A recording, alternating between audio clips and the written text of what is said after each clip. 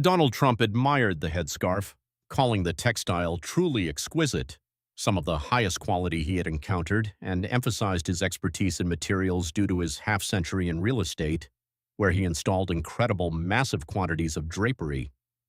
On a specific Thursday afternoon in February 2026, the U.S. president stood at the East Room's north end speaking at a combined press conference focused on border protection and federal fraud issues,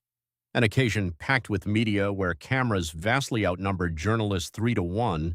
ensuring every syllable was immediately clipped, given multiple distinct captions, and distributed across half a dozen social media platforms practically before the sound waves settled against the luxurious walls. At that moment, his gaze landed on the representative from Minnesota's 5th District, seated 4 rows back, arms folded and wearing the calm, slightly superior look of an individual who had already determined,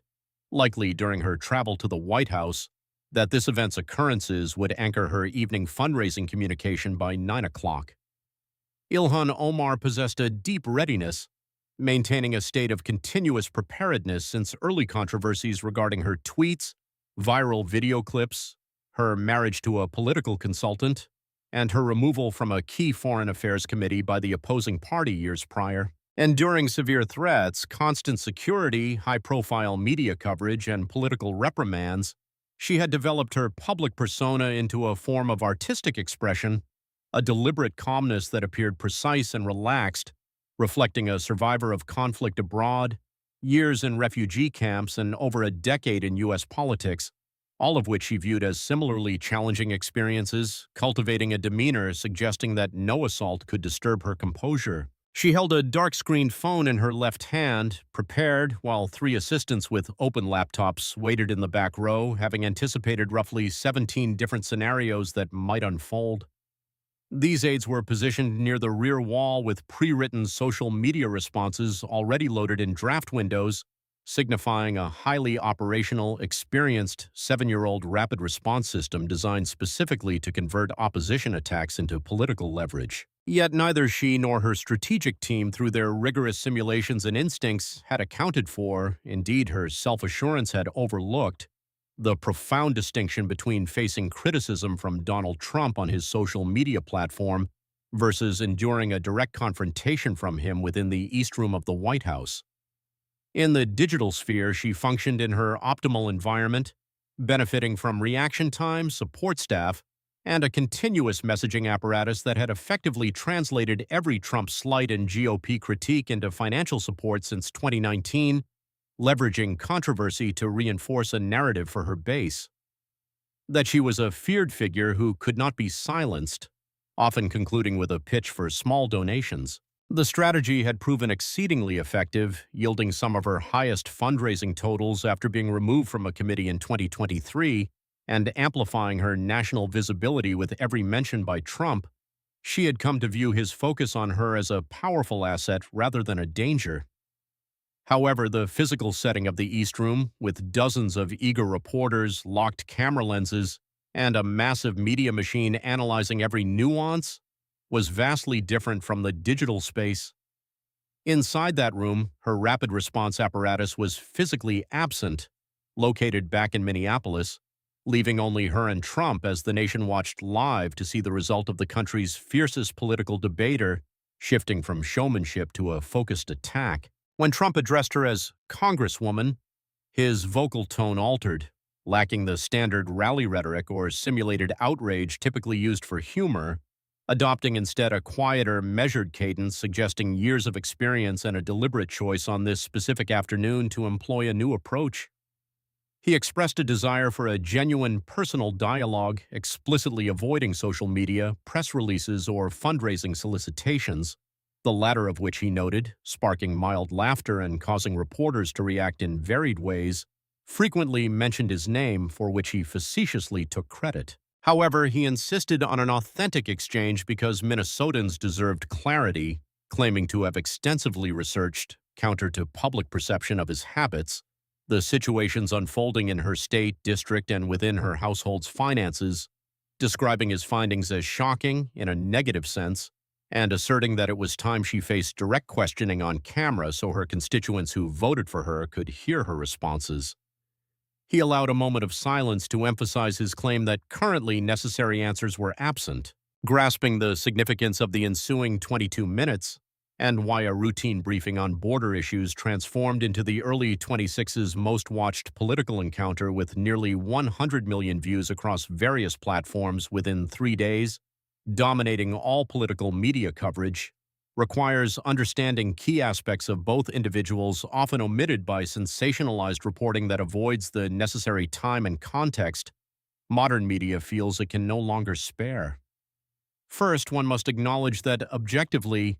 Ilhan Omar is a truly noteworthy individual, having arrived in the U.S. in '95 as a young Somali refugee who survived a brutal civil war that claimed family members, followed by 4 years in a Kenyan camp, witnessing a level of societal collapse unimaginable to most Americans, yet managed to build a trajectory encompassing higher education, a role in state legislation, and ultimately a position in Congress as one of the nation's historic first Muslim female representatives.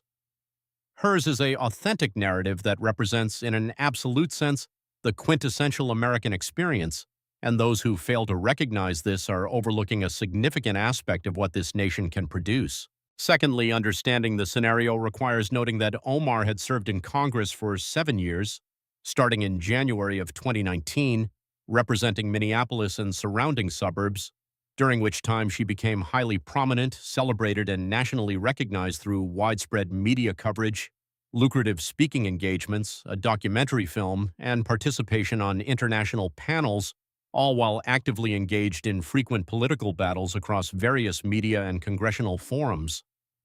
Crucially, at the conclusion of that 7-year tenure, Minnesota's 5th Congressional District, the specific geographic area and its residents, had by nearly every standard measure deteriorated. Her district's poverty levels were exceptionally high compared to other Midwestern regions, with Black residents significantly more likely to live in poverty than white residents due to persistent worsening conditions during her time in office. Furthermore, homicides in Minneapolis skyrocketed in 2021, matching an historic high and reversing a previously downward trend in violent crime, occurring notably after she publicly supported the movement to restructure police funding. Following a summer 2020 city council vote to significantly alter the police department, which supporters hailed as a necessary reckoning, violent crime increased sharply, leading to business closures, residents exploring moves to neighboring areas, and actual departures, leaving behind primarily those unable to move who were coincidentally the same constituents who had elected her. Beyond the rising crime, a massive fraud scheme involving roughly $9 billion in misdirected government funds for nutrition, healthcare, and daycare programs occurred in Minnesota, resulting in numerous charges and convictions primarily affecting members of the specific immigrant community she represented. During the period when federal authorities were investigating and building cases against individuals creating fraudulent entities to collect government checks for non-existent children and meals, she was prominently appearing in national and international media, accusing the investigators of being motivated by racism. This extensive documented history constituted the record, the metaphorical account book, simply waiting for scrutiny. Trump then summoned her to the podium, using a voice that mixed a seeming invitation with a distinct challenge, a tone familiar to his inner circle from high-stakes moments that signaled a significant event was imminent and required full media attention. He specified that he wanted an immediate, direct dialogue, rather than addressing her in the fourth row, and instructed her to approach the microphone. She stood up slowly with a calm, purposeful movement that revealed her deep understanding of the visual impact necessary for any televised environment. After quickly adjusting her clothing and ignoring her phone, she proceeded to the alternate microphone at the front with the controlled, confident pace of someone who had consistently defied expectations and political opposition for over a decade. She then stood near the president, making direct eye contact, and stated that while she acknowledged the invitation, she found it simpler to issue such calls to dialogue when one possessed total control over the environment and the media access. A muted wave of laughter came from the rear, and aligned journalists began taking rapid notes. Trump offered a slight grin, indicating he understood the jab and its impact, and was already, with decades of experience, quickly formulating his retort. Acknowledging that he did indeed control the room since it was his residence, the White House, he clarified that his forthcoming questions were not personal or partisan, but rather the long-suppressed inquiries of her constituents in Minneapolis that he believed deserved an immediate public airing. He then brought up Tim Minette, and the mention of his name had a powerful effect on those present, who were already familiar with the figure and had anticipated his name would eventually be raised. He referred to her spouse as a highly capable political strategist whose competence seemingly merited nearly $3 million, a substantial sum she had transferred to him from campaign funds accumulated from small dollar donations, amounts like $20, $40, and $100, from average people who trusted her message about championing working-class Minnesotans. Her response was delivered in a controlled, rehearsed tone,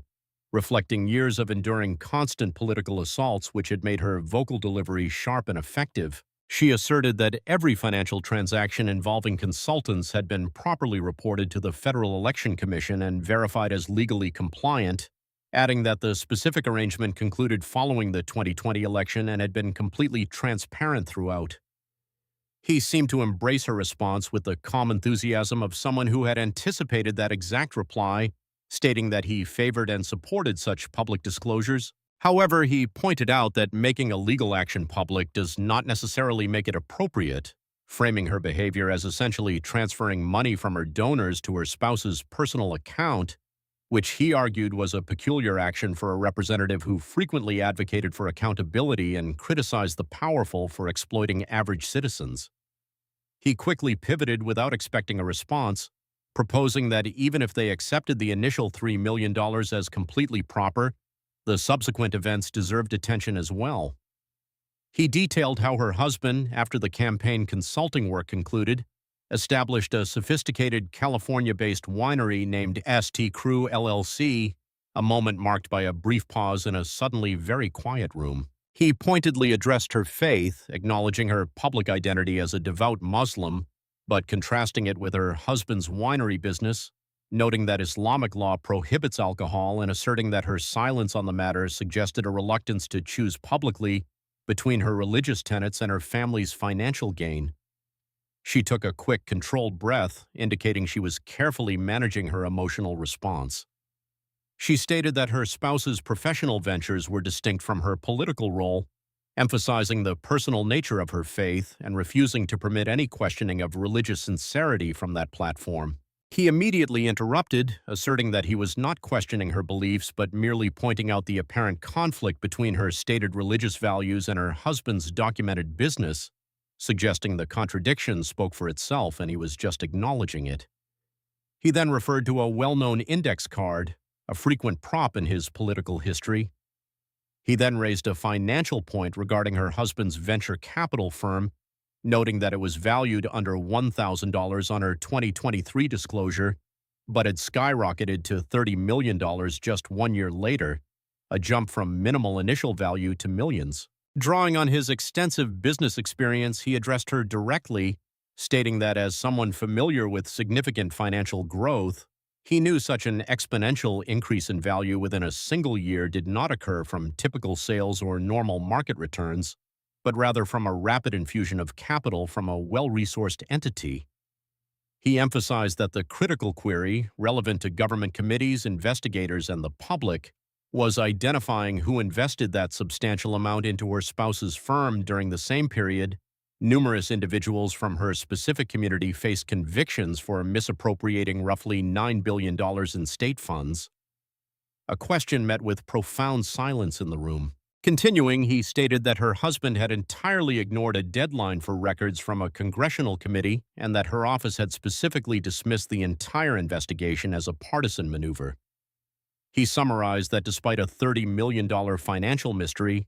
an investigation and request for travel records involving 3 specific countries, she had still categorized the situation as a mere political display. Shifting forward to speak, her tone now carried an undercurrent of intense frustration, different from outright anger, as she faced a challenge that exceeded the capabilities of a typical political fundraising message. She stated that the committee questioning her was controlled by members of the opposing party who had targeted her from the start, and she insisted there was no actual proof linking her or her spouse to any illegal activity, emphasizing that an ethics review had yielded no results due to a lack of substance, and she criticized the president for making accusations based solely on suggestion rather than facts or formal charges. Trump countered that he was not using innuendo but was strictly citing the figures she had personally filed in her mandatory financial disclosures, which showed her household went from a negative net worth, involving student debt and few assets, to a positive value between $6 and $30 million over a 5-year period. Addressing the wider audience, he suggested that although there might be a legitimate explanation involving her husband's investment skill or unrelated travel, he and relevant authorities, as well as her constituents, were eager to see the actual records explaining how her family achieved such financial growth while massive state funds were being stolen, concluding after an uncomfortable silence that everyone was still waiting for that information. Trump then altered his tone once more, moving from accusatory to a softer, arguably more potent style, separating the financial issues, which he left to committees and investigators, from his immediate purpose, which he defined as questioning her performance in her official capacity. Referring again to his index card, he summarized her 7-year congressional tenure, highlighting her extensive national and international media exposure, including numerous television appearances, major magazine covers, a documentary global speaking engagements, and even a music video appearance, facetiously labeling the latter her highest achievement, which briefly lightened the atmosphere. Countering her national prominence, he listed the persistent issues in her home district over that same period, including static high poverty levels with significant racial disparities, and homicides that matched an historic record, occurring immediately after she became the leading voice urging the local government to restructure police funding. Though her facial expression remained steady and subtle change in her demeanor was detectable, similar to sensing an incoming weather shift. Continuing on the topic of law enforcement, Trump argued that her public advocacy for restructuring police resources was not a mere philosophical concept, but a decision with real-world consequences for her constituents in Minneapolis who lacked the resources to move to safer areas and consequently suffered the most from rising crime. He contrasted her personal situation, which included consistent federal security since 2019, with that of vulnerable Minneapolis residents who were left with a weakened and discouraged police force, a condition he directly attributed to her movement and which he claimed was entirely inadequate to protect them. Omar responded, her voice maintaining control, although the effort to do so was now clearly audible. She stated that the 2020 push for police reform directly responded to the nearby murder of George Floyd, and she refused to apologize for supporting families seeking justice, arguing that linking demands for accountability with increasing crime rates was a misrepresentation of the situation. Addressing the mention of George Floyd, Trump's voice shifted to a simple, flat tone, acknowledging the event as a tragedy that he had previously condemned, and noting that the responsible officer's conviction and imprisonment represented the justice system functioning correctly. However, he quickly pointed out that prior to George Floyd and the subsequent movement, the city had 47 homicides in a year, which then increased dramatically to 97 homicides following the push for reform, emphasizing that these additional victims were real people with grieving families. He then asked a pointed question on camera, wondering how many of these additional homicide victims had any connection to her political or social media presence or had been able to support her financially, a query met with a profound silence that suggested a lack of an adequate response. Trump argued that the residents of Minneapolis required active representation rather than a symbolic figure, specifically someone who would connect directly with families and intensely scrutinize the massive fraud scheme that misappropriated state funds intended for children. He emphasized the need for a representative willing to accept accountability for local issues and take concrete action rather than publicly criticizing investigators. Omar had endured significant verbal challenges, drawing on her experience with severe political opposition, threats, and disrespect that would have ruined other political careers. Yet she remained a fixture in Congress, viewing her resilience as a defining feature of her identity. She approached the microphone with a strong sense of purpose, signaling she was no longer willing to remain on the defensive. Directly addressing the president, she sought to counter his points with what she described as the truth, highlighting the diversity of her district and her historic role as a representative for marginalized communities who had built lives from nothing in the face of systemic invisibility. Regarding poverty, she argued that the high levels resulted from decades of systemic disinvestment prior to her tenure, asserting that her time in Congress was dedicated to combating these inequalities against a political opposition that prioritized tax cuts for the wealthy over social funding. Her voice gained a real intensity as she addressed the Minnesota fraud, acknowledging its severity and calling for the prosecution of all those responsible. She had previously and publicly supported prosecution, but she now explicitly criticized using the investigation to intimidate her community, viewing the large federal response, deportation threats, and cuts to social programs as collective punishment against an ethnic group based on historical precedents. After a slight pause, she delivered a carefully prepared statement designed specifically for broad media distribution and to serve as a key element in future political outreach. She accused him of basing his career on exploiting various fears, arguing that his questioning about financial matters was not legitimate oversight, but rather a means of suggesting that people from her background did not belong in the country, and she asserted to a visibly reacting audience that such tactics would not work on her given her history of surviving severe hardships.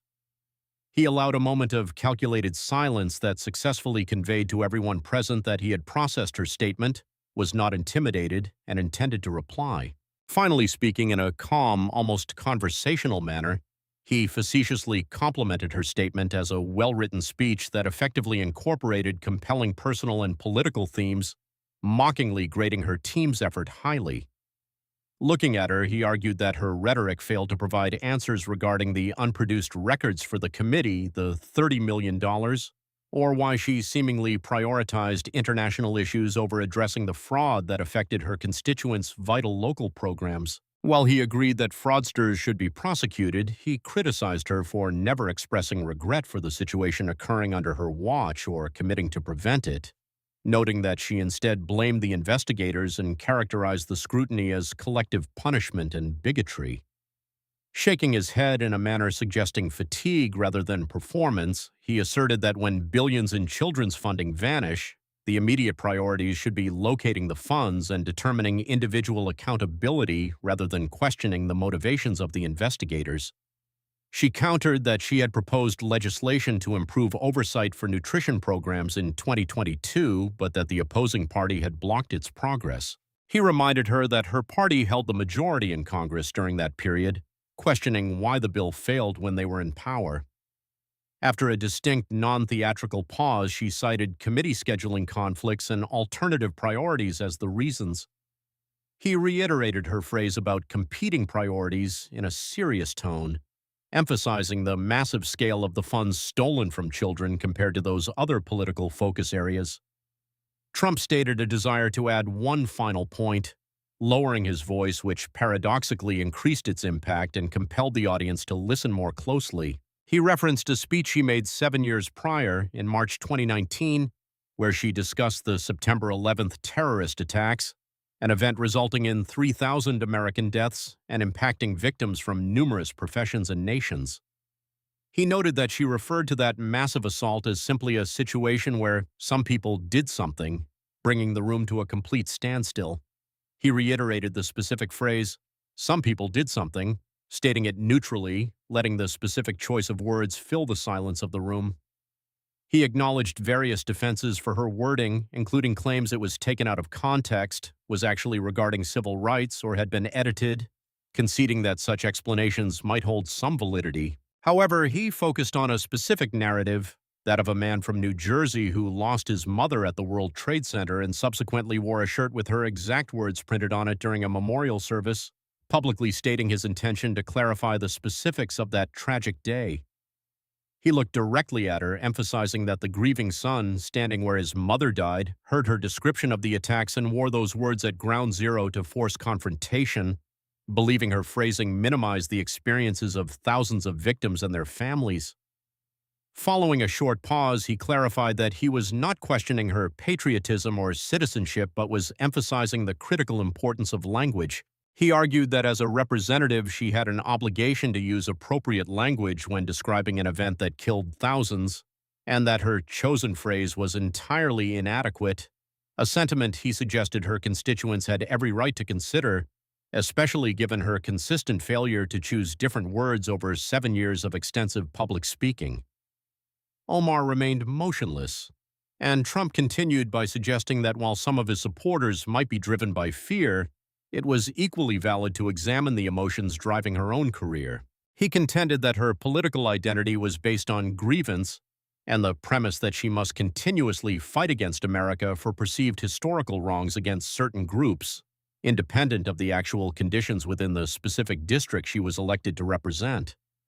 He acknowledged the effectiveness of her narrative in generating support and funds, drawing parallels to his own political approach, but insisted that such stories must ultimately be relevant to the actual lived realities of people's daily lives. He argued that a significant disconnect occurred when her focus appeared to be on international issues or high-profile events while massive domestic fraud schemes were negatively impacting her own constituents, transforming her work from advocacy into something else entirely. He shifted away from the podium, altering his speaking style to a lower register to share his own immigrant background and history of building various entities, emphasizing that to him, true building required tangible, identifiable results. Looking at her directly, he demanded to know what she had specifically accomplished for her district's residents, such as those affected by fraud, poorly funded schools, or business closures, beyond efforts to enhance her own political standing or introduce unsuccessful legislation. He restated his question, "What did you build?" leading to an exceptionally prolonged silence in a room filled with journalists. She responded by stating that she served over 400,000 people in her district and would compare her history of advocacy for them with that of any other politician. Trump mockingly repeated the word advocacy, questioning how 7 years of such efforts in an economically depressed region resulted in static poverty, rising crime, and massive theft from children's programs, particularly criticizing her for labeling the investigation as Islamophobic. Addressing the room in a serious tone, devoid of his earlier theatricality since referencing a victim by name, he argued that effective public service required prioritizing the daily struggles of constituents, like housing affordability, education, and business viability, over international issues or political self-promotion, highlighting the residents who eventually left the city due to a lack of safety. He paused before delivering the most memorable line of the exchange, genuine in his assessment that her journey from a refugee camp to Congress was truly noteworthy, but suggesting that there had been a missed opportunity for her to use that background to effectively advocate for her district with unique intensity. He looked at her and remarked that he was uncertain why that potential was not realized. Shortly thereafter, she posted a message characterizing his performance as an hour-long attack by the powerful on a refugee, labeling it a predictable tactic of fear and hatred that would fail, and concluding with a solicitation for funds. Her statement quickly gained massive traction, while the full video of their interaction set viewership records, becoming the most-watched political encounter in the early months of 2026 and exceeding a prior high-profile incident. Reactions split predictably along partisan lines, with liberal media and progressives hailing her demeanor, specific sound bites, and a massive immediate influx of political donations, viewing the event as a victory for her and further validation of their criticisms of the president. Conversely, conservative outlets focused on the financial questions, the fraud scheme, rising crime rates, and previous comments regarding a victim's family, with significant and repetitive media coverage. However, for undecided viewers, including former Omar supporters and those critical of Trump yet concerned about Minneapolis's trajectory, the exchange highlighted issues that went unaddressed by typical partisan reporting and could not be resolved through social media messaging or fundraising efforts.